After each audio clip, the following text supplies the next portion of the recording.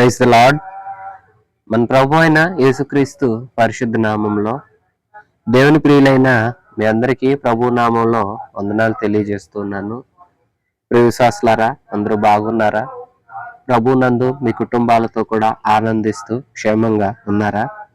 రండి, ఈ సమయం నందు మనం యోహాను సువార్త 19వ అధ్యాయాన్ని ధ్యానం చేసుకుందాము.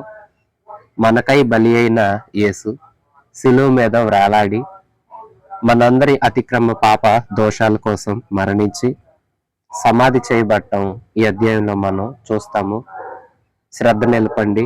ఈ త్యాగం అంతా మన కోసమే అని గుర్తించి మంచి మనసుతో ఈ శిక్ష నాది, అది నా దేవుడు పొందుకున్నాడు అనే దృక్పథంతో అధ్యాయాన్ని శ్రద్ధగా ధ్యానం చేసుకుందాము. యోహాను సువార్త 19వ అధ్యాయం మొదటి నుంచి. అప్పుడు పిలాతు యేసుని పట్టుకొని ఆయన్ను కొరడాలతో కొట్టించెను. సైనికులు ముండ్లతో కిరీటమును అల్లి ఆయన తల మీద పెట్టి ఊదారంగు వస్త్రము ఆయనకు తొడిగించి ఆయన యొద్దకు వచ్చి, యూదుల రాజా, శుభము అని చెప్పి ఆయనను అరచేతులతో కొట్టిరి. పిలాతు మరల వెలుపలికి వచ్చి, ఇదిగో, ఈయన యందు ఏ దోషమును నాకు కనబడలేదు. మీకు తెలియనట్లు ఈయనను మీ యొద్దకు వెలుపలకు తీసుకొని వచ్చుచున్నానని వారితో అనెను. ఆ ముండ్ల కిరీటమును ఊదారంగు వస్త్రమును ధరించిన వాడే యేసు వెలుపలికి రాగా పిలాతు, ఇదిగో ఈ మనుష్యుడు అని వారితో చెప్పెను. ప్రధాన యాజకులను బంట్రౌతులను ఆయనను చూచి, సిలువ వేయుము, సిలువ వేయుము అని కేకలు వేయగా పిలాతు, ఆయన యందు ఏ దోషమును నాకు కనబడలేదు గనుక మీరే ఆయనను తీసుకుని పోయి సిలువ వేయుడని వారితో చెప్పెను. అందుకు యూదులు, మాకొక నియమము కలదు, తాను దేవుని కుమారుడనని ఇతడు చెప్పుకొనెను గనుక ఆ నియమం చొప్పున ఇతడు చావవలెనని అతనితో చెప్పిరి. పిలాతు ఆ మాట విని మరి ఎక్కువగా భయపడి తిరిగి అధికార మందిరంలో ప్రవేశించారు. ప్రియవిశ్వాసులారా, యేసుక్రీస్తు ప్రభుని గెత్సెమనే తోటలో రాత్రి వేళ పట్టుకున్నారు. పట్టుకొని ఆ రాత్రి వేళ అన్న దగ్గరకు, కైప దగ్గరకు తీసుకుని వెళ్ళి విచారణ చేశారు. రకరకాల పద్ధతుల్లో నేరాలు మోపాలని అబద్ధపు సాక్షులు పెట్టి ఎన్నో రకాల ప్రయత్నాలు చేశారు. అయితే అవి ఏవి సఫలం కాలేదు, విఫలమయ్యాయి. విఫలం అవటం చేత వారింకను రకరకాల పన్నాగాలు పన్నిన వారే ఏం చెయ్యాలి, ఎలా చెయ్యాలి అంటూ రకరకాల ఆలోచనల చేత నిండిన వారే ఉండి ఆయన్ను పలు రకాలుగా మాట్లాడిస్తూ ఉంటే ప్రధాన యాజకుడు అడుగుతాడు, నువ్వు ఒట్టు పెట్టి చెప్పు, నువ్వు దేవుని కుమారుడువా, నువ్వేంటి అట్లా అంతా అడిగితే, అవును నేను దేవుని కుమారుణ్ణే ప్రభు చెప్పినప్పుడు, మీరు నేను ఆయన కుడి పార్శ్వమందు ఉండటం చూస్తారు అన్నప్పుడు, ఇదిగో ఇతడు దేవదూషణ చేస్తున్నాడు, వేరే నేరం ఎందుకు, ఇతని మాటే మనకు చాలు అంటూ అన్యాయపు తీర్పు తీర్చారు. ఆ తరువాత పిలాతు సమక్షంలో ప్రభువుని నిలబెడితే పిలాతు కూడా మాట్లాడాడు. ఏంటయ్యా, నువ్వెవరివి, నువ్వు యూదుల రాజువా? అట్లా అవును, నీవన్నట్లు నేను రాజునే. నా రాజ్యం ఈ లోక సంబంధమైనది కాదు. ఈ లోక సంబంధమైనది అయితే నాకు కూడా సహకారులు అనేకులు ఉండేవాళ్ళు, కానీ నా రాజ్యం సత్యానికి సంబంధించింది అంటూ పిలాతుతో ప్రభువు మాట్లాడితే పిలాతు ప్రజల దగ్గరికి వచ్చి, అయిలారా, ఈయనలో ఏ దోషం నాకు కనబట్ల, అయినా పండుగలో నాకు ఒక వాడుకున్నది, ఒకరిని విడుదల చేస్తాను, ఈ యూదుల రాజు అని చెప్తున్నా ఈయనను నేను విడుదల చేస్తానంటే, వద్దు, మాకు బరబ్బ కావాలి అని వారు కోరారు. కోరిన మీదట పిలాతు మరలా లోపలికి వెళ్ళి సైనికులకు చెప్పి యేసుక్రీస్తు ప్రభుని కొరడా దెబ్బలు, ఒకటి తక్కువ 39, 40 అంటే 39 కొరడా దెబ్బలు కొట్టించాడు. 39 కొరడా దెబ్బలు కొట్టించడానికి యేసు ప్రభుని సైనికులకి పిలాతు అప్పజెప్తే వారు ఆయనను ఇదిగో కొరడాల చేత కొట్టారు. ఆ తర్వాత సూదిగా ఉండే ముండ్లను కిరీటంలాగా అల్లి ఆయన తలపైన గుర్చి, చేతిలో ఒక కర్ర ఉంచి, ఊదా రంగు వస్త్రం తొడిగించి, యూదుల రాజా శుభమని ఆయన ముందు మోకాళ్ళు వేసి, మళ్ళా లేచి వెళ్లి అరచేతులతో ఆయన్ని కొడతాం. చూసారా? వెటకారం చేస్తున్నారు ప్రభువుని.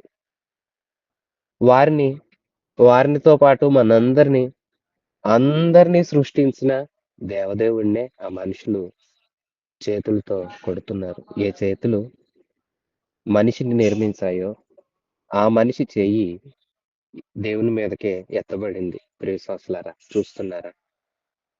ఈ అధ్యాయమంతా మన మనసులో ఒకటి మెదలాలి. అదేమంటే, ఈ దెబ్బలు నావి, ఆయనవి కాదు. తప్పు చేసింది నేను. తప్పు చేసింది నాలో ఉన్న పాపపు స్వభావం నా చేత తప్పు చేయించింది.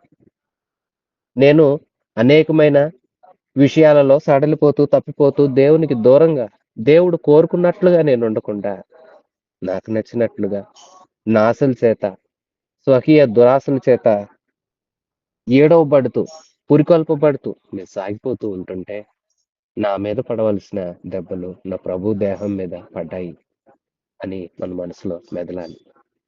ప్రియశ్వాసులారా, ఆ తర్వాత కొరడా దెబ్బలు కొట్టించి, మరలా పిలాతు ప్రజల దగ్గరకొచ్చి బయటకి, ఇదిగో నేను మీరు కోరుకున్నట్లుగా ఆయనకి కొరడా దెబ్బలు శిక్ష వేశాను.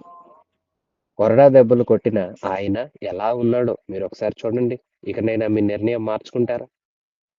ఇకనైనా మీ ఉద్దేశాలు మారతాయా?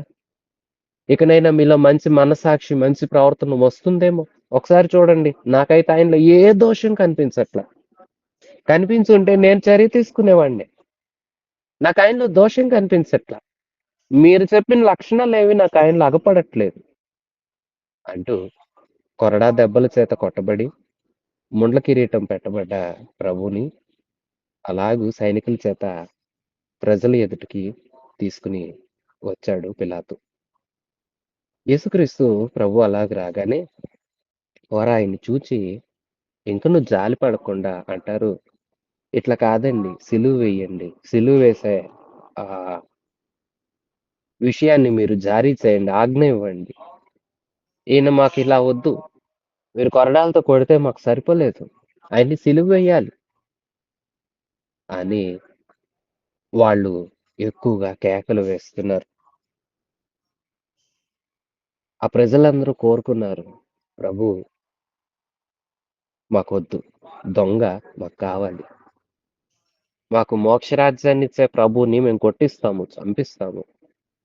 మమ్మల్నే దోచుకునే బందిపోటు దొంగలు మాకు కావాలి అన్నట్లుగా యేసుక్రీస్తు ప్రభువుని వారు సిలువకు అప్పజెప్పాలి అంటుంటే, పిలాతు అంటాడు, మరలా అంటాడు, అయ్యా ఏ దోషం కనిపించట్లా. మీరట్లా వేయమంటారేంటంటే, కాదయ్యా ఈయన మా దేవుడిని దూషణ చేశాడు. దేవ కుమారుడిని చెప్పుకుంటున్నాడు. దేవదూషణ చేస్తున్నాడు.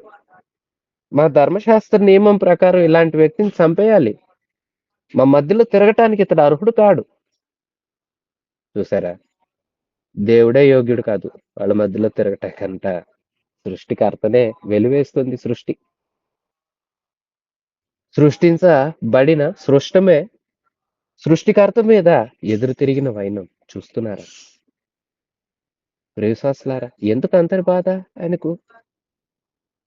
ఆయన గనక తలుచుకుంటే, ఆయన గనక చేయదలుచుకుంటే, ఆయన నోరు విప్పితే ఆయన నోటి మాటకు ఎంత శక్తి ఉంది. చనిపోయిన లాజర్‌ని మనం చూసాం కదా! సమాధిలో అవతల రాతికి అవతల ఆ సమాధి గృహంలో వస్త్రాలు ప్రేత వస్త్రాల చేత చుట్టబడిన వాడే.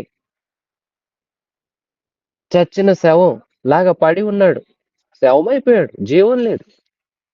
అలాంటి వ్యక్తిని బయట నిలిచిన ఈయన, లాజరు బయటికి రమ్ము అని పిలవగానే, ఈయన మాట కదా లాజరు నిర్జీవమైన దేహానికి శక్తినిచ్చి సజీవుడిగా జీవింపచేసి సమాధి నుండి బయటకొచ్చేలా చేసింది. చచ్చిన శవాన్నే పిలిచి లేపగలిగిన శక్తివంతుడు. ఆయన మాటకు అంత శక్తి ఉంది కదా! మరి ఆయన అనుకుని ఆయన ఏది ప్రవచిస్తే, ఏ మాట చెప్పుంటే అది అలా జరగదా? కానీ ఆయన ప్రేమ చూడండి. ప్రభు ఎదుట 2 మార్గాలున్నాయి. నీతి న్యాయాలు అనుసరించి తీర్పరిగా ఆయన నిలవగలిగితే మనందరము శిక్షకు పాత్రులమే. భూమి మొత్తం ఆయన సముఖంలో లయము కావాల్సిందే. భూమి అంతా అంతం కావాల్సిందే ఆయన ముందు మనల్ని మనం చూస్తే. కానీ ఆయన శిక్ష దండాన్ని అమలు చేయలేదు. కారణం ఆయన మనసులో ప్రేమ. వీరు నా వారు, నా చేత చేయబడ్డారు. వీరు నేను కొట్టడం కాదు. వీరు నేను శుద్ధి చేసుకుంటాను. వీరి కోసం ప్రాణం పెడతాను.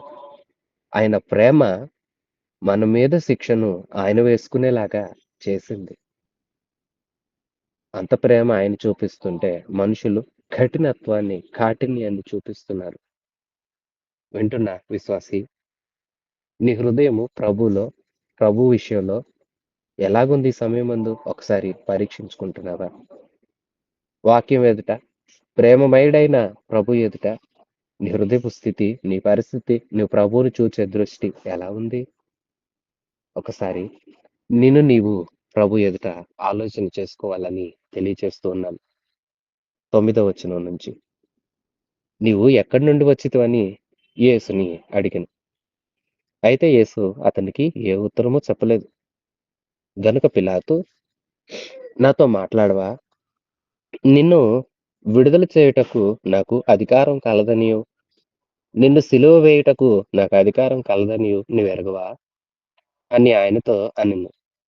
అందుకు యేసు, పైనుండి నీకు ఇయ్యబడి ఉంటేనే తప్ప నా మీద నీకు ఏ అధికారము ఉండదు. అందుచేత నన్ను నీకు అప్పగించిన వానికి ఎక్కువ పాపము కలగదు అనెను. ఈ మాటను బట్టి పిలాతు ఆయనను విడుదల చేయుటకు యత్నము చేసెను గాని యూదులు, నీవు ఇతని విడుదల చేసితివా? కైసరునకు స్నేహితుడవు కావు. తాను రాజునని చెప్పుకొను ప్రతివాడు కైసరునకు విరోధముగా మాట్లాడుచున్నవాడే అని కేకలు వేసిరి.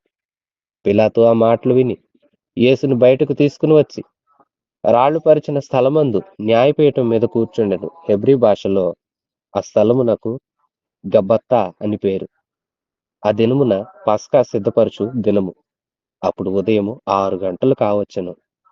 అతడు, ఇదిగో మీ రాజు అని యూదులతో చెప్పగా, అందుకు వారు, ఇతనిని సంహరించుము, సిలువ వేయుము అని కేకలు వేసిరి. పిలాతు, మీ రాజును సిలువ వేయుదునా అని వారిని అడగగా, ప్రధాన యాజకులు, కైసరు తప్ప మాకు వేరొక రాజు లేడని అనిరి. విశ్వాసులారా, చూడండి, ఇంకనూ చర్చ జరుగుతూ ఉంది. పిలాతు వారితో మాట్లాడితే వారు ఒప్పుకోవట్లేదని యేసు ప్రభు దగ్గరికి లోపలికి వచ్చి, అయ్యా ఏంటి మాట్లాడు, నీ ఒక మాట చెప్పు, అసలేంటి పరిస్థితి అంతా అంటే ప్రభు ఏం మాట్లాడలా. ఏదడిగినా సమాధానం చెప్పలా. ఏంటి నువ్వు నాకు ఉత్తరం ఇవ్వవా? మాట్లాడవా? నీకు తెలీదా నా చేతుల అధికారం ఉంది? నేను నీకు సిలువ వేయగలను, లేదంటే నీ సిలువ నుంచి నిన్ను తప్పించగలను. నాతో చెప్పు, నేను నిన్ను తప్పించేస్తా.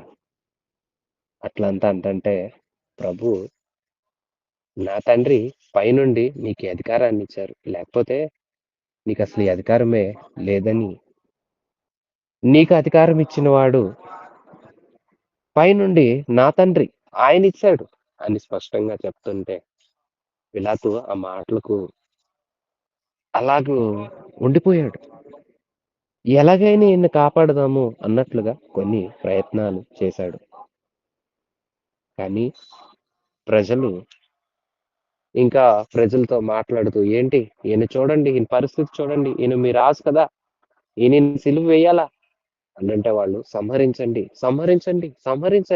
అని పదే కేకలు వేస్తున్నారు.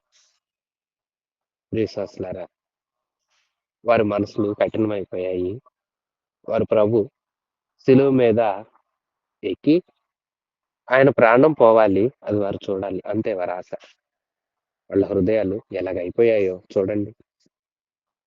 దేవుడు ఇదంతా మన కోసం, మనల్ని ప్రేమించిన ప్రభు, మనందరినీ రక్షించదలిచిన ప్రభు, మనందరికీ మోక్ష రాజ్యాన్ని ప్రసాదించాలనుకున్న ప్రభు అందరి చేతిలో ఎలాగూ మౌనంగా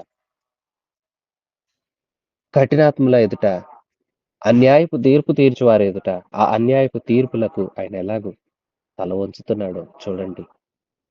ఎందుకంటే ఆయన రక్తం చిందించాలి. ఆ పరిశుద్ధ రక్తం మనందరి పాపాల నుంచి మనల్ని విడుదల చేస్తుంది. మనందరి పాపాల కోసం విడుదల కావాలంటే ఆయన శరీరంలో ఉన్న రక్తం మన కోసం బలియాగంగా ధారపోయబడాలి. అది చిందించబడాలి. అందుకోసమే ప్రభు ప్రతి చోట మౌనం వహిస్తున్నాడు. అన్యాయపు తీర్పులు ఆయనకు చుట్టూ జరుగుతూ ఉన్నా, న్యాయవంతుడైన ప్రభుకి అన్యాయం జరుగుతున్నప్పటికీ ప్రభు మౌనం అయిపోయాడు మన కోసం. ఆ మౌనం మన కోసమే. ఆ త్యాగం మన కోసమే.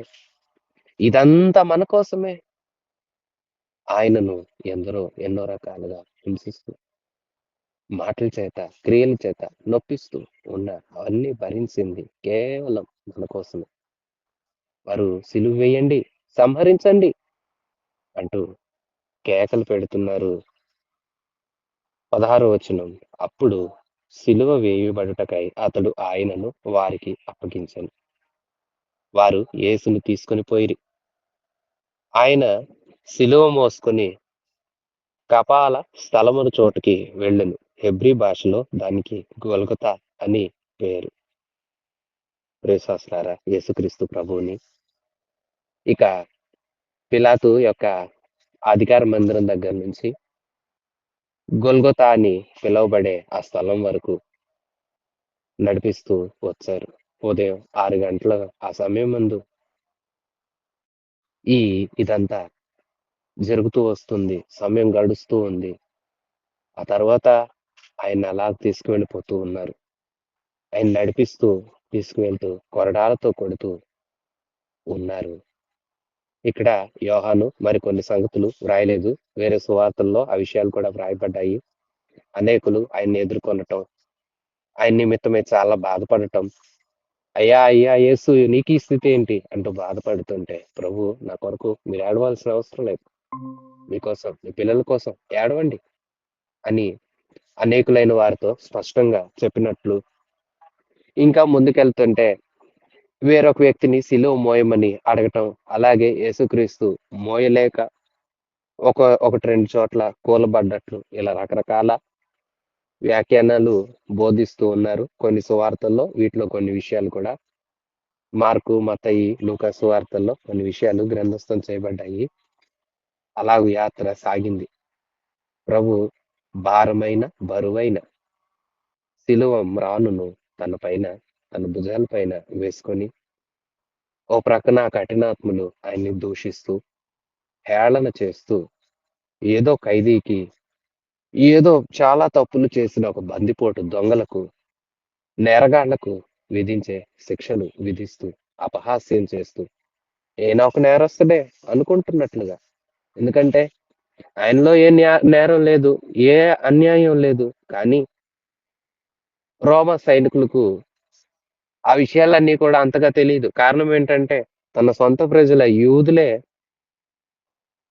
ఆయన్ని అప్పగించారు గనక ఈయనేదో నేరాలు చేశాడేమో అనుకుంటూ ఆయన్ని చాలా అవమానిస్తూ, హేళన చేస్తూ తీసుకుని వెళ్తూ ఉన్నారు. ఆయన యాత్ర సిలువ మోస్తూ ముందుకు సాగింది. అదిగో గొల్గొతా, కపాలము అని అర్థమిచ్చే స్థలం. ఆ స్థలం పైన ప్రభుని తీసుకుని వెళ్ళి ఆయనను సిలువ వేస్తున్నారు.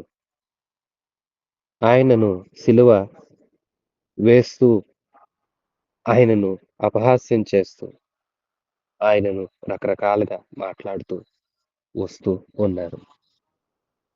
అడ్డకొయ్యి, నిలువు కొయ్యి అనే సిలువ పైన 3 మేకుల చేత ఆయనను బంధించి, ఆ వైపున, ఈ వైపున ఇద్దరు దొంగలను సిలువలు వేసినట్లుగా మనం చూస్తాము. 18వ వచనం. అక్కడ ఈ వైపున ఒకనిని, ఆ వైపున ఒకనిని, మధ్యన యేసును ఉంచి ఆయనతో కూడా ఇద్దరిని సిలువ వేసిరి. మరియు పిలాతు యూదుల రాజైన నజరేయుడగు యేసు అను పై విలాపమును వ్రాయించి సిలువ మీద పెట్టించెను. యేసు సిలువ వేయబడిన స్థలము పట్టణమునకు సమీపమై ఉండెను. అది హెబ్రీ, గ్రీకు, రోమ భాషలలో వ్రాయబడెను గనుక యూదులలో అనేకులు దాన్ని చూచిరి. చదివిరి. నేను యూదుల రాజునని వాడు చెప్పినట్లు వ్రాయుము గాని యూదుల రాజు అని వ్రాయవద్దని యూదులు ప్రధాన యాజకులు పిలాతుతో చెప్పగా, పిలాతు నేను వ్రాసినదేమో వ్రాసితిని అనెను. సైనికులు యేసును సిలువ వేసిన తర్వాత ఆయన వస్త్రములు తీసుకొని ఒక్కొక్క సైనికునికి ఒక్కొక్క భాగం వచ్చినట్లు వాటిని 4 భాగములు చేసిరి. ఆయన అంగీని కూడా తీసుకొని ఆ అంగీని కుట్టులేక పైనుండి యావత్తు నేయబడెను గనుక వారు దానిని చింపక అది ఎవరికి వచ్చునో అని దానికోసరము చీట్లు వేయుదుమని ఒకరితో ఒకరు చెప్పుకొనిరి. వారు నా వస్త్రములు తమలో ఉంచుకొని నా అంగీ కోసము చీట్లు వేసిరి అని లేఖనం నెరవేరినట్లు ఇది జరిగెను. ఇందుకే సైనికులు ఇలాగు చేసిరి. ఆయన తల్లియు ఆయన తల్లి సహోదరియు క్లోఫా భార్య అయిన మరియయు మగ్దలేని మరియయు యేసు శిలువనొద్ద నిలుచుండి ఉండిరి. యేసు తన తల్లియు తాను ప్రేమించిన శిష్యుడును దగ్గర నిలుచుండట చూచి, అమ్మా ఇదిగో నీ కుమారుడు అని తన తల్లితో చెప్పెను. తరువాత శిష్యుని చూచి, ఇదిగో నీ తల్లి అని చెప్పెను. ఆ గడియ నుండి ఆ శిష్యుడు ఆమెను తన ఇంట చేర్చుకొనెను. విశ్వాసులారా చూస్తున్నారా, గొల్గొతా కొండపైన ప్రభుని 3 మేకులతో సిలువ మీద బంధించారు. సిలువ వేసి సిలువను పైకి నిలబెట్టి ఉంచారు. సిలువ పైన ఒక విలాపం రాశారు. ఏమన్నంటే, ఇతడు యూదుల రాజైన నజరేయుడగు యేసు అని వ్రాస్తే అది హెబ్రీ, గ్రీకు, రోమ భాషల్లో వీరు మాట్లాడే భాషల్లో వ్రాయబడింది. వ్రాయబడితే దాన్ని అనేకులు చదివారు. యూదులు కూడా చదివి ప్రధాన యాజకులు మరి కొంతమంది పిలాతు దగ్గరకు వచ్చి, అయ్యా ఏంటది, ఏంటి అలా రాయించారు, యూదుల రాజు అని తనంతట తానే చెప్పుకున్నాడని రాయించండి, అదేంటి మీరు ఆయనే యూదుల రాజు అని రాసేశారు అంటూ పిలాతుతో చెప్తుంటే, పిలాతు నేను రాసింది ఏదో రాశాను అన్నాడు. యేసుక్రీస్తు ప్రభుని ఇద్దరు దొంగల మధ్యలో ఆయన కూడా ఒక నేరస్తులాగా సిలువ వేశారు. ఏ నేరము చేయలేదు. ఆయన జన్మలో కూడా పాపం లేదు. పరిశుద్ధుడు. కన్యమరియ గర్భాన పరిశుద్ధ జననాన్ని ఆయన పొందుకున్నాడు. పరిశుద్ధంగా జన్మించాడు. చక్కటి జీవితాన్ని జీవించాడు. జీవనంలో ఏ లోపం లేదు, ఏ పాపం లేదు, ఏ కీడు ఎవరికి చేయలేదు. ఎవరిని దూషించిన వాడు కాడు, ఎవరిది ఆశించిన వాడు కాడు, అసూయపరుడు కాడు, కామము, క్రోధము, మదమాత్సరాలు లేని, లోభము లేని పరిశుద్ధ దేవుడు, ప్రేమమయుడు, గొప్ప దేవుడు, మంచి లక్షణాలు, చక్కటి సుగుణాలు కలిగిన గొప్ప దేవుడు మన దేవుడు, మన ప్రభు. పాపము చేయని ఆయన పాపులతో కూడా సిలువ వేయబడితే అక్కడ ఉన్న సైనికులు ఆయనకు సంబంధించిన వాటిని అలాగే అంగీని ఏం చేస్తూ ఉన్నారంటే పంచుకుంటూ ఉన్నారు, చీట్లు వేసుకుంటున్నారు. ఇది నాది, ఇది నాది అంటూ ఎవరికి వస్తుందో చూద్దాం అంటూ చీట్లు వేసుకుంటూ ఉన్నారు. ఓ ప్రక్కన ఈయనకి ఇలాగే జరగాలనుకునే మూక, మరో ప్రక్కన ఆయన వస్త్రాన్ని పంచుకోవడానికి చీట్లు వేస్తున్న మూక, మరో ప్రక్కన ఎన్నెన్ని అద్భుతాలు చేసినా ఈయనకి ఈ గతి ఏంటి అంటూ హేళన చేసేవారు. మరో ప్రక్కన ఆయన చూచి కొందరు స్త్రీలు మరి ఇతరులు బాధపడుతున్న వారు. వీరందరిని చూచిన ప్రభు సిలువనందు మాట్లాడిన మాట మనం ఎరుగుదుము. తండ్రి, వీరేమి చేయుచున్నారో వీరు ఎరుగరు గనుక వీరిని క్షమించు. వారు ఏం చేస్తున్నారో, వారి క్రియలేంటో, వారి పాపపు స్థితి ఎలాగుందో, వారు చేస్తున్నది ఎవరికో ఏమిటో వారు ఎరగట్లేదయ్యా. అందుకే వారు ఎంతో సాహసాన్ని కొడిగడుతున్నారు. వారి మీద నా తండ్రి నీవు కోపగించుకొనక నన్ను బట్టి వారిని క్షమించు అంటూ ప్రభు పలికిన ఆ తొలి మాట మనం ఇతర సువార్తల్లో చదివాం కదా. ఆయన ఆ మాట మాట్లాడారు. ఆ తర్వాత అక్కడ ఇద్దరు దొంగలలో మనం చూస్తాము. ఆ దొంగల్లో ఒకడు యేసు ప్రభువుని రెచ్చగొడుతున్నాడు. మరి ఒకడు, ప్రభు నీ రాజ్యంలో నాకు స్థానం ఇవ్వవు అంటూ వేడుకుంటుంటే, నేడే నీవు నాతో పరదైసులో ఉంటావని దొంగకు వాగ్దానం చేశాడు. అక్కడ కూడా ఒక దొంగను కూడా రక్షించుకున్న ప్రభువుని మనం చూస్తాము. ఆ తర్వాత తల్లి బాగా ఏడుస్తుంది, నా కుమారుడా. మనం లూకాసు వార్త ఆరంభంలో చదువుతాం. సిమియోన్ మాట్లాడతారు.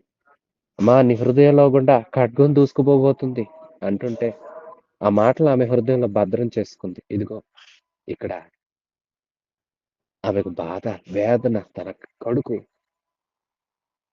అంత పరిస్థితిలో ఉంటుంటే, ఆ స్థితిలో కూడా ఆ తల్లి కన్నీటి చూచిన ప్రభు, అమ్మా ఇక నుండి నీ కుమారుడు ఇతడు అని ఒక శిష్యుడిని అప్పచెప్తున్నాడు. శిష్యుడిని చూసి, ఇదిగో ఇక నుంచి ఆమె నీకు తల్లి అని చెప్తుంటే, ఆ శిష్యుడట వెంటనే ఆమెను తన తల్లిగా తన ఇంట ఆహ్వానించుకున్నాడట. విశ్వాసులారా చూస్తున్నారా? యేసు శిలువ క్షమాపణ నేర్పుతుంది. యేసు శిలువ మోక్ష భాగ్యాన్ని ప్రసాదిస్తున్న వైనాన్ని మనకు చూపుతుంది. యేసు శిలువ మనం చూస్తుంటే ఆ శిలువ మీద ఉన్న ప్రభు బాధ్యతలను ప్రతివారు నిర్వర్తించాలని, ఆయన దేవుడు, నరుడు, దేవనరుడు, దేవునిగా తన దైవత్వాన్ని, ఉన్నతత్వాన్ని, ఉన్నత భావాలను మనకు చూపిస్తూనే మానవుడిగా ఎలా ఉండాలో అని చూపిస్తున్నాడు. తన బాధ్యతను ఆ చివరి సమయమందు కూడా విస్మరించలేదు. కాదు అనలేదు. విశ్వాసులారా మీరెలా ఉంటున్నారు? ఏం చేస్తూ ఉన్నారు? అందరినీ క్షమించాడు ప్రభు. మనం ఒకరినొకరు క్షమించుకోగలుగుతున్నామా? ఎవరన్నా ఏమన్నా అంటే ఎంత రోషము, పౌరుషము, కోపం, ఆ మాట ఏండ్ల తరబడి హృదయంలో పెట్టుకుంటున్నాము. ఈ పరిస్థితి మనలో ఉండకూడదు. ప్రభువుని సేవించే వారమైతే ప్రభులాగా క్షమించడం నేర్చుకోవాలి. ప్రభువుని సేవిస్తున్న వారమైతే ఆయన రాజ్యానికి హక్కుదారులం అవటానికి ఆయన వేడుకుంటూ, ఆయన కృపను పొందుకుంటూ, ఆయన విశ్వసించి ముందుకు సాగాలి. బాధ్యతలను ఎరిగిన వారమే ప్రవర్తించాలి. మన బాధ్యతలు అన్ని సక్రమంగా మనం నెరవేర్చాలి. ప్రభు నేర్పుతున్న మాదిరిని మనం చూస్తాము. ఎన్నో విషయాలు ఆయన ద్వారా మనం నేర్చుకుంటాం. 28వ వచనం. అటు తరువాత సమస్తమును అప్పటికి సమాప్తమైనదని యేసు ఎరిగి లేఖనము నెరవేరినట్లు నేను దప్పిగొనుచున్నాను అనెను. చెరకుతో నిండి ఉన్న ఒక పాత్ర అక్కడ పెట్టి ఉండెను. గనుక వారు ఒక స్పంజి చెరకుతో ముంచి హిస్సోపు పుడకనకు తగిలించి ఆయన నోటికి అందించిరి. యేసు ఆ చెరకును పుచ్చుకొని సమాప్తమైనది అని చెప్పి తల వంచి ఆత్మను అప్పగించెను. ఇంత మనం చూస్తాము. రాత్రి శిష్యులతో ఆయన భోజనం చేసి శిష్యులకు అనేక సంగతులను తెలియచేసి ఆ తర్వాత గెత్సెమనేలో ప్రార్థన చేసుకోవడానికి వెళ్ళిన అప్పుడు యేసుని వాళ్ళు పట్టుకున్నారు. అప్పటి నుంచి ఇదిగో సిలువలో వేలాడుతున్న ఈ సమయం వరకు ఆయనకి ఏమీ ఇయ్యబడలేదు. అందుకే ఆయన అంటారు, అది కూడా లేఖనాల నెరవేర్పు కోసం అని అంటున్నారు, నేను దప్పికొనుచున్నాను. విశ్వాసులారా ఆయన శరీర రీత్యా ఎంతోటి శ్రమను అనుభవిస్తున్నాడో మనం చూస్తున్నాము. అలాగే ఆత్మీయులమైన మనం నేర్చుకోవాల్సిన పాఠం ఉన్నది. మనకు కూడా ఇతరుల్ని రక్షించాలనే ఆత్మల భారం, దేవుని కోసం అనేకుల్ని సంపాదించాలనే దేవుని రాజ్యం కొరకైన దప్పిక మనందరం కలవారమై ఉండాలి. లేఖనాలు నెరవేర్చిన ప్రభువే మనకు మాదిరి. మనం కూడా ఆయన లేఖనాలు నెరవేర్చే దప్పిక కలవారమై ఉండాలి. ఆయన కోసం నేను ఇలా జీవించాలనే దాహం మనలో ఉండాలి. ఆయన కోసం నేను ఇలా బ్రతకాలి, నేను ఇలా ఆయనకి ఇష్టనిగా, ఆయనకి ఇష్టరాలుగా, ఆయనకు నచ్చే బిడ్డగా, ఆయన మెచ్చే బిడ్డగా నేను ఉండాలనే దాహం, ఆయన సేవించే విషయంలో, ఆయనకు ప్రీతికరమైన వాటిని చేసే విషయంలో, ఆయన చిత్తాన్ని నెరవేర్చే విషయంలో దప్పికొన్న వారమై మనం ఉండాలి. ప్రభు లేఖనాలు మన ద్వారా నెరవేర్చబడాలి. దప్పికొన్నాడు ప్రభు. వారు చేదు పాత్రలో ఆ చిరక ఆ దానిలో ఒక స్పంజ్ ముంచి దాన్ని నింపి ఒక కర్రకు కట్టి దాన్ని ఆయన నోటి దగ్గరకు అందించినట్లుగా మనం చూస్తాం. ఇక యేసు సమాప్తమైనది అని చెప్పారు, అలవర్చారు, తన ఆత్మను అప్పగించుకున్నారు. గొప్ప దేవుడు మరణించింది మన కోసం. ఆయన సమాప్తి చేశాడు. ఇదిగో పాపానికి ఆయన ముగింపు వేశాడు. పాపమా, నువ్వు నా ప్రజల్ని ఏలుతున్నావా? నీ ప్రభుత్వం ఇక చెల్లదు. నేను నిన్ను లయము చేస్తున్నానంటూ శిలువ మీద ఆయన పాపులందరి విమోచన క్రయధనముగా తన అమూల్యమైన పవిత్రమైన రక్తాన్ని చెందించి పాపాలకి ఇక సమాప్తి చేశాడు. ప్రభు పాపాన్ని పూర్తి చేశాడు.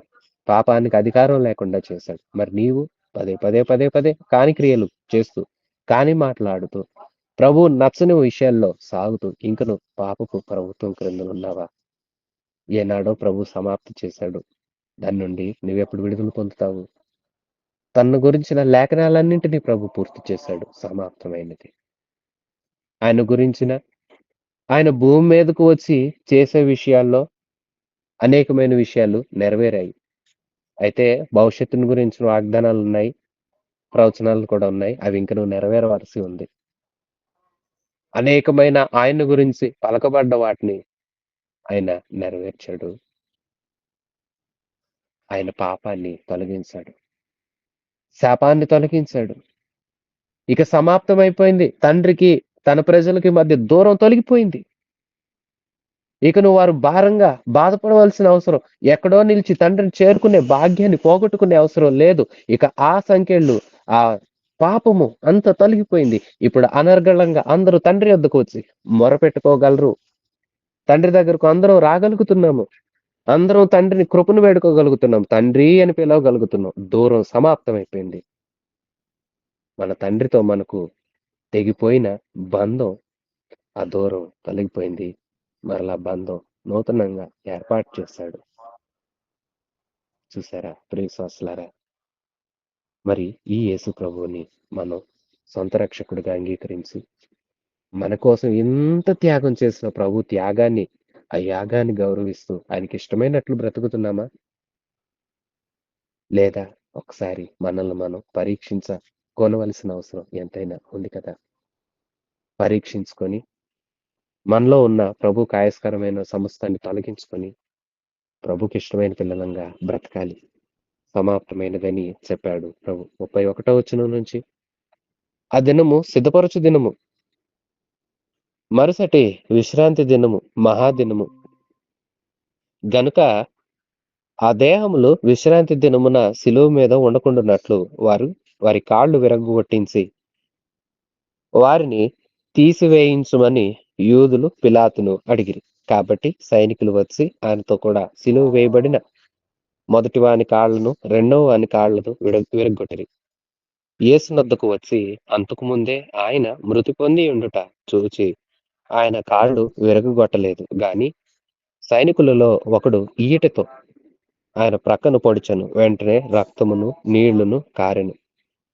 ఇది చూసిన వాడు సాక్ష్యమిచ్చుచున్నాడు. అతని సాక్ష్యము సత్యమే. మీరు నమ్మునట్లు అతడు సత్యము చెప్పుచున్నాడని ఆయన ఎరుగును. అతని ఎముకలలో ఒకటి అయినను విరవబడదు అను లేఖనం నెరవేరినట్లు ఇది జరిగిను. మరియు తాను పొడిచిన వాని తట్టు చూతురు అని మరి ఒక లేఖనము నెరవేరి ఉన్నది. విశ్వాసులారా, చూసారా?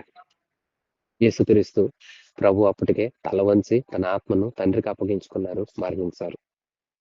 ఇక సమయం సమీపిస్తుంది, సిద్ధం చేసుకోవాలి. విశ్రాంతి దినం రాబోతుంది.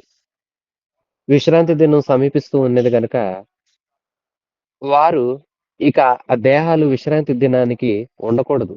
విశ్రాంతి గడియలు ప్రారంభం అయిపోయేసరికి ఈ ఎవరైనా సరే చనిపోయినా వారి కార్యక్రమం అంతా పూర్తి చేసేయాలి. శిలువ మీద శిక్ష వేసిన వారి దేహాలు కూడా ఉండకూడదు. అందుకోసం యూదులు వెళ్ళి, అయ్యా ఇది మా పద్ధతి కాదు అంటూ పిలాతుని అడిగితే పిలాతు వారికి అవకాశం ఇచ్చారు. అప్పుడు సైనికులు వచ్చి ఆ దొంగలేమో బ్రతుకున్నారు. వారి కాళ్ళు విరగగొట్టి వాళ్ళని కొట్టి చంపారు. ఇక వాళ్ళ చనిపోయారు. అలాగే ప్రభువుని కూడా కొట్టి ఇంకా ఆయన ప్రాణం ఉంటే చంపేయాలని దగ్గరకు వస్తే ఆయన్ని మనం చూస్తే అంతకు ముందే చనిపోయినట్లుగా వారు గమనించారు. ఎందుకంటే ప్రభు చెప్పారు, నా ప్రాణం పెట్టడానికి తిరిగి తీసుకోవడానికి నాకు అధికారం ఉంది. నా అంతట నేనే ప్రాణం పెడుతున్నా. ఆయన ప్రాణాన్ని ఎవరు తీయలేదు. ఆయన ప్రాణాన్ని ఆయనే అప్పగించాడు మనందరి కోసం. మన కోసం ఆయన మరణించాడు. ఆయన్నెవరు చంపలేదు. ఆయనకు శిక్ష వేశారు. కానీ మరణించింది ఆయనే. తన ఆత్మను తండ్రికి అప్పగించింది ఆయనే. తిరిగి దాన్ని తీసుకొనగలిగిన శక్తి గలవాడు ఆయనే. ఈయనలో శక్తి ఉన్నది. ఈయన సర్వాన్ని ఎరిగిన దేవుడు, సర్వశక్తి గల దేవుడు. ఈయనను నమ్మిన వారికి నిత్య జీవాన్ని ప్రసాదించే గొప్ప దేవుడు. ఇదిగోండి చూడండి, ఎముకలు విరవబడలేదు అని ఆయన గురించి చెప్పబడిన లేఖనాలు నెరవేరినట్లుగా ఆయన అంతకు ముందే మరణించాడు. సైనికుడు వచ్చాడు, ఈట తీసుకుని ప్రక్కలో పొడిచాడు. రక్తము, నీళ్లు కూడా కారాయి. ఇక ఆయనలో రక్తం కూడా కారటానికి లేదు. అంత మనందరి కోసం ఆఖరి రక్తపు బొట్టు వరకు ధారపోశాడు. మనందరి పాపము యొక్క వెల ఆయన చెల్లించాడు. చూసారా పాపం ఎంత ఘోరమైనదో? అది ఆయన ఎంత ఘోరముగా మన కోసం బలి తీసుకున్నదో మనం చూస్తూ ఉన్నాం. విశ్వాసులారా, పాపానికి వెల చెల్లించుకోవాల్సి వస్తుంది. పాపం చేసిన వారు మూల్యం చెల్లించుకోవలసి వస్తుంది. కాబట్టి పాపానికి దూరంగా ఉండండి. పాపపు ప్రభుత్వం క్రిందన పాపానికి బానిసలుగా మీరికను ఉండక, జయశీలి సమస్తాన్ని జయించిన యేసును సేవిస్తున్నాం గనక, యేసునందు మనం జయించగలుగుతాము గనక, యేసుని మీ స్వకీయ రక్షకుడిగా అంగీకరించి, యేసుని మీ గుండెల్లో ప్రతిష్ఠించుకొని, యేసుకు నచ్చినట్లుగా మిమ్మల్ని మీరు మార్చుకుంటూ తన ఆత్మచేత పాపాన్ని జయించి పరిశుద్ధులుగా జీవించాలి. ఇది ప్రతి వారి మీద ఉన్న బాధ్యత, కర్తవ్యం. ప్రతి వారు నెరవేర్చవలసినది. అలా నెరవేర్చిన వారు మనంతట మనం జయించలేం. మన ప్రభు సహాయంతో మనం సమస్తాన్ని జయించగలుగుతాం గనక ప్రభు సహాయాన్ని వేడుకొని, ప్రభుకి ఇష్టమైన పిల్లలుగా బ్రతుకుతూ, ప్రభు శక్తి చేత పాపాన్ని ఎదిరించిన వారమై జయించి, జయించిన వారిగా పరమందు తండ్రి ఎదుట యేసుక్రీస్తుతో కూడా మనం నిలబడాలి. జయించిన వారే ప్రభుతో కూడా నిలబడగలుగుతారు. నువ్వు జయిస్తున్నావా? నువ్వు జయించలేకపోతే నిన్ను ప్రభు తన ప్రక్కన తండ్రి ఎదుట నిలవబెట్టలేడు. నువ్వు జయించాలి. అందుకు ప్రభు సహాయం నీకుండాలి. ప్రభు లేఖనాలు నీ హృదయం అందుండి ఆయన ఆత్మ నింపుదల చేత, పరిశుద్ధాత్మ నడిపింపు చేత మనం ఉండాలి. పాపాలను జయించాలి, లోబడకూడదు. చూడండి, ఆయన ప్రక్కలో బల్లెపు పోటు, ఇంకా ఆయనలో ఆఖరి రక్తపు బొట్టు వరకు చిందించబడింది. ఆయన మరణించాడు. ఆయన మరణం మనందరి పాప విమోచనం కోసమే, మనందరిని విడిపించడానికి, మనందరి పాప శాప దోషాలను తొలగించడానికి ఆయన మనందరి కొరకు తన ప్రాణాన్ని అర్పించారు. తన రక్తాన్ని ధారపోశారు. ఆ రక్తం ద్వారా మన పాపాలను మనం కడుగుకోగలుగుతాము, శుద్ధి చేయబడతాము. దేవుడు మనల్ని శుద్ధి చేస్తాడు. అయితే మనం ఒకటి చేయాలి, ఆయన ప్రభువుని విశ్వసించి ఆయన దగ్గరకు వచ్చి పాపాలన్నింటిని ఒప్పుకొని విడిచిపెట్టాలి. నీతి కలిగిన దేవుడు తన రక్తం చేత, అమూల్యమైన రక్తం చేత మనందరి పాపాల నుంచి మనల్ని కడిగి శుద్ధి చేసి, శుద్ధినిగా, పరిశుద్ధులుగా మనందరినీ మారుస్తాడు. ఈ ప్రభు దగ్గరికి చేరాలి. మన కొరకై మరణించాడు మన ప్రభు అయిన యేసయ్య. 38వ వచనం నుంచి మనం చూస్తే,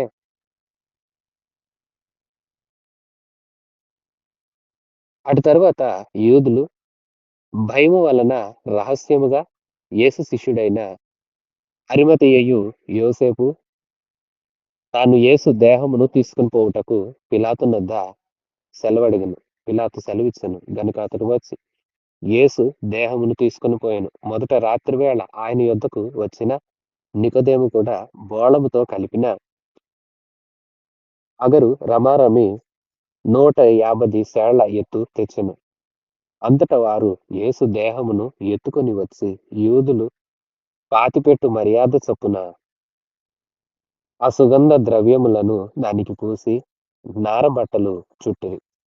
ఆయనను సిలువ వేసిన స్థలములో ఒక తోట ఉండెను. ఆ తోటలో ఎవడును ఎన్నడును ఉంచబడని క్రొత్త సమాధి ఒకటి ఉండెను.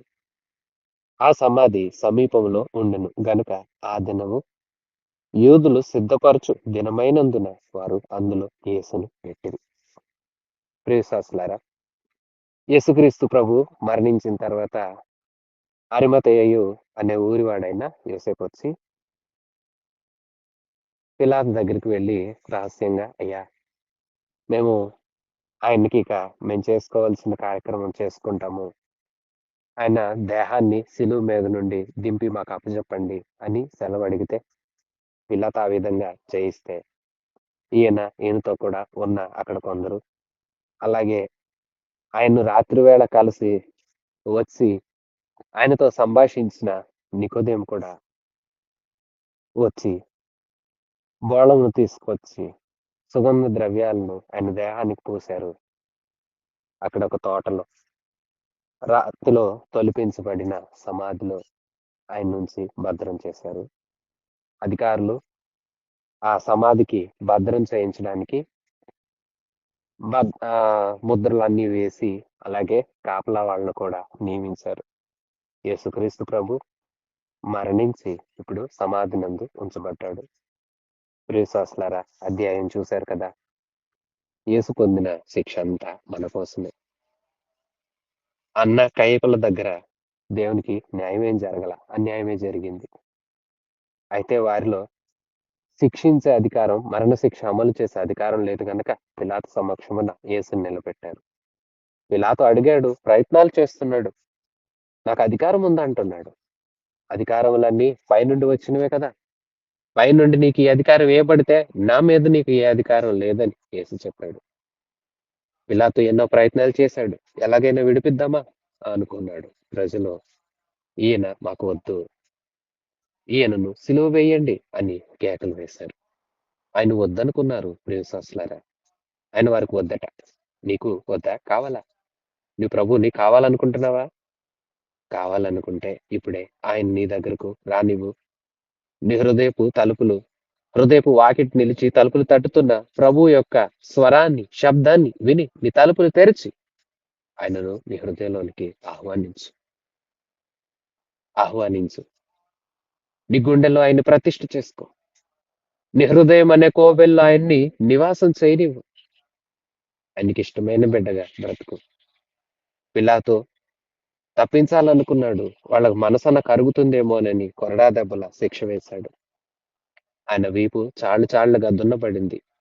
సైనికులు మోమున ఉమ్మివేశారు. ముండ్లతో కిరీటం మళ్ళీ ఆయన తలపైన గురుచారు. ఇదిగో ఆయన పైన బరువైన శిలువ మానును మోపి గొలగొతా అనే స్థలానికి తీసుకొచ్చారు. ఆ స్థలాన ఆయనను ఆ స్థలానికి నడిపిస్తూ అనేక మాటలంటూ కొరడ దెబ్బలు కొడుతూ ఆయన స్థలానికి తీసుకువచ్చి 3 మేకుల చేత ప్రభుని సిలువ పైన బంధించి సిలువను పైకెత్తి, ఆయన అన్నారు కదా, నేను పైకెత్తబడాలి అని. అలాగూ ఆయన సిలువ మీద ఆయన పైకెత్తారు. దాని మీద ఈయన యోధుల రాజు అని రాశారు. ప్రియశ్వాసులారా, అనేకులు అవమానిస్తున్నారు. అవమానించే వారి గుంపులో నీవున్నావా? కాదు, మాకు ఈయన వద్దు అనుకున్నారే, ఆ గుంపులో నీవున్నావా?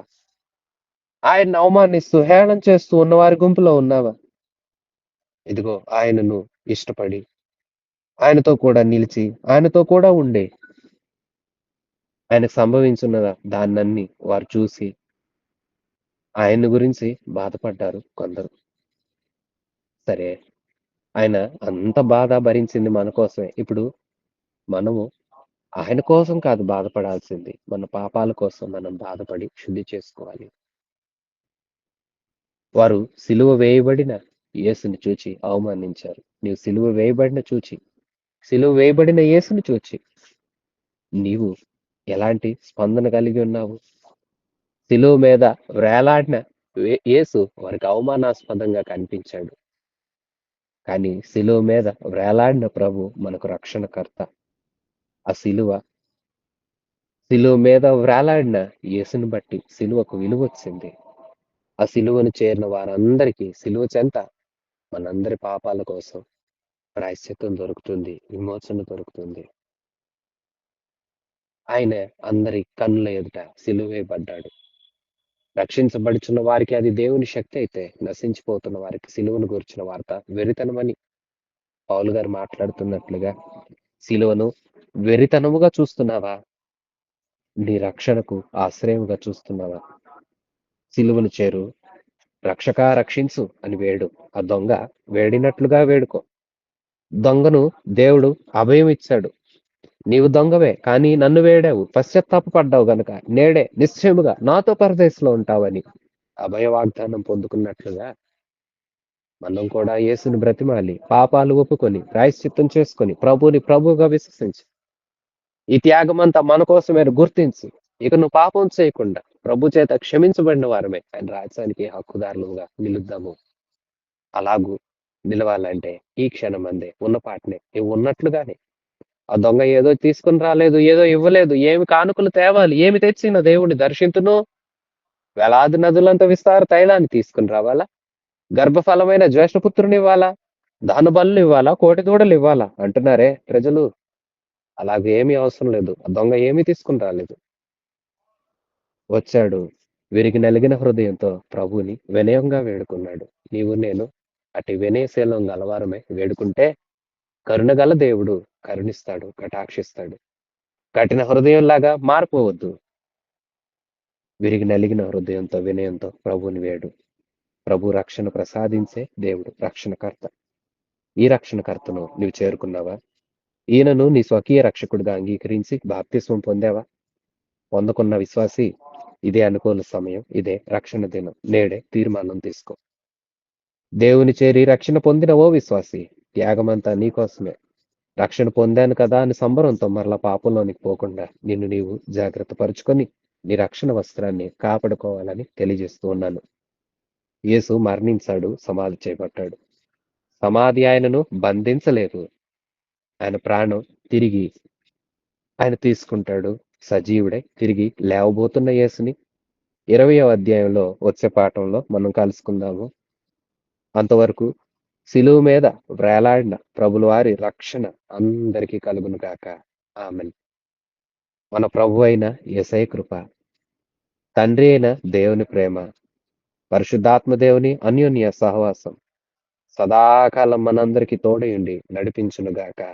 ఆమేన్. God bless you.